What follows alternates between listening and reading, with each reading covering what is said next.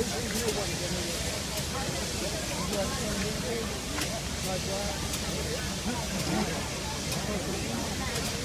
always back. No, it's too far. It's too little here.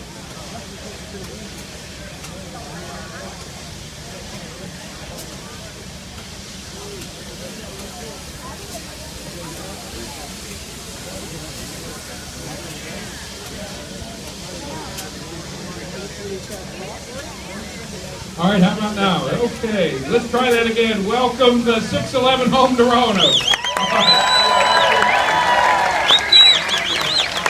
I'm David Bowers, the mayor of Roanoke. I'm going to ask the vice mayor, Dave Trinkle, to join me up here. Where's Dave Trinkle? How about a nice round of applause for Dave Trinkle?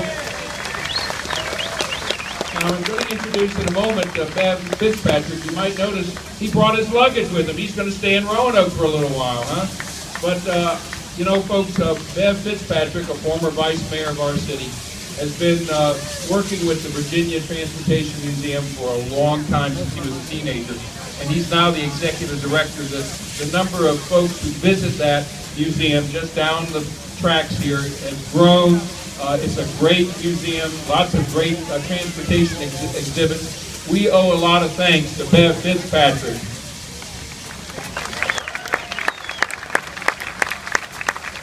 And in particular, Bev Fitzpatrick was the one who helped to organize bringing the 611 back to Roanoke. So a nice big round of applause for him.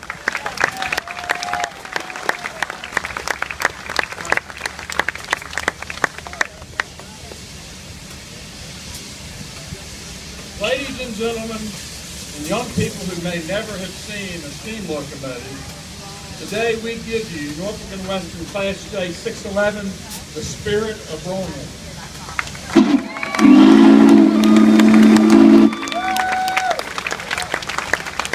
As Bob Slater said when he came home in 1982, 611 is Roanoke born, Roanoke bred, and Roanoke proud.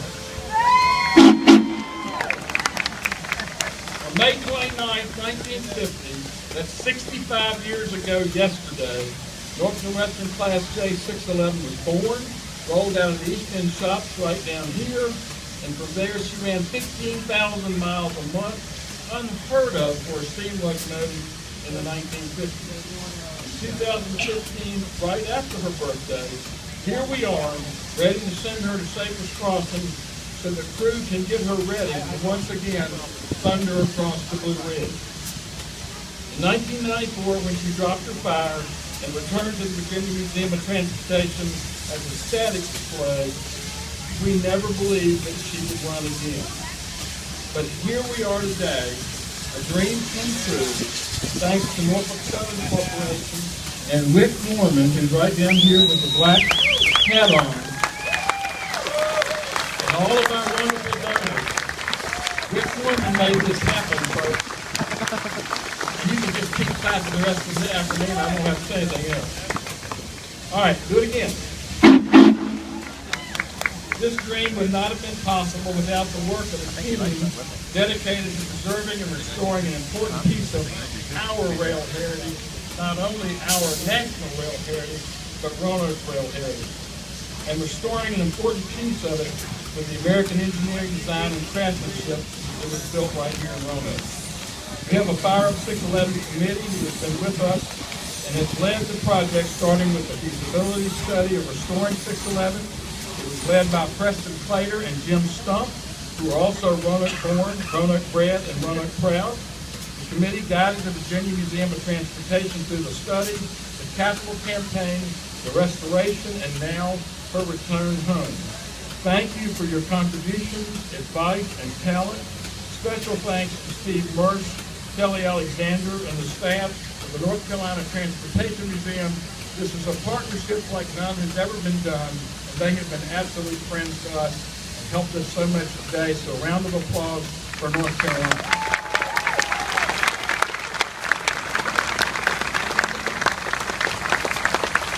Our donors for this project, over 3,000 of them, from children giving their birthday money to retirees sending whatever they could to the major foundations supporting our efforts.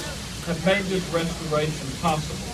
They told us that restoring 611 was not just about restoring a locomotive. It's about restoring an American dream, about reminding Americans and Roanokeers that our contributions to engineering and design help to make us a powerful nation and a vision of freedom for all. It is about the heritage of the Roanoke Valley and the men who designed and built the finest steam locomotives in the world. The Class J locomotives are the most powerful steam locomotives ever designed, passenger locomotives ever designed and built.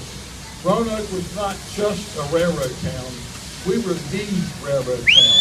We simply did it better than anyone else.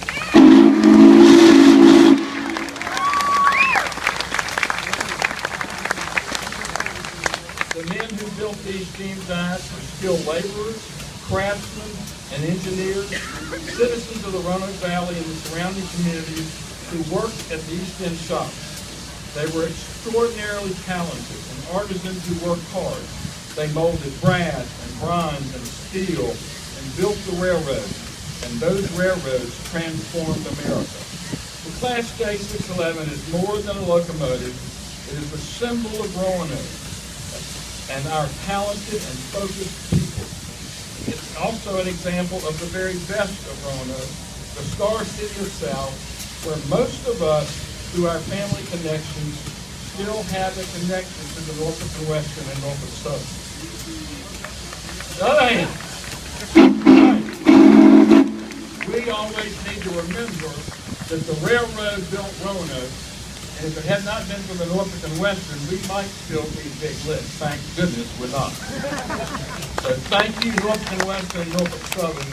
And as you know, with 1,200 employees, they're a major employer in the Roanoke Valley. They run right through the heart of the place that we call home and love it. It's a testament to our history and to having an industry leader right here in the valley with us. Today is the beginning of a new spirit of Roanoke, Class J611. May she run for years to come as a testament to this great valley and to our people. It's a pleasure for me to turn the podium over to Jim Stump. Jim is chairman of 611. Before he talks, we have to have one more whistle.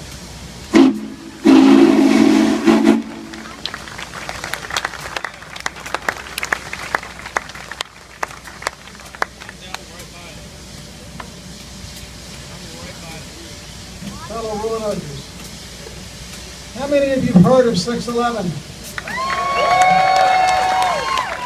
Now, how many of you will hear 611? We'd be very remiss if we didn't say thanks to a number of folks who have worked their you-know-what's off to make this happen today. Bev will forgive me for the language.